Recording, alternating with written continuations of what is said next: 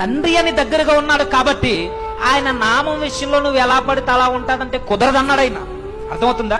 ఇప్పుడు ఉజ్జా గారికి దేవుడు దగ్గరగా ఉన్నాడు కాబట్టి తన పవిత్రత పరిశుద్ధత కాపాడుకోకుండా ఎలా పడితే అలా ఉంటానంటే కుదురుద్దా? కుదరదు.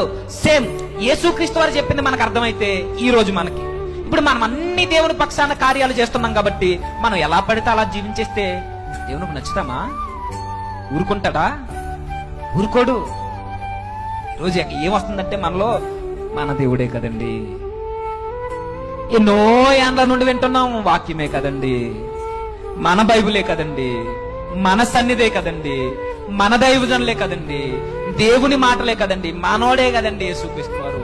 ఈ నిర్లక్ష్యం ఎంత దూరానికి దారి తీస్తుందంటే, ఎంత పాపానికి ఒడిగడుతుందని అంటే తెలియకుండానే మనం ఆత్మీయతలో చచ్చిపోయి ఈరోజు శరీరానుసారులుగా మన జీవితాన్ని ముగించేంతగా దారితీస్తుంది.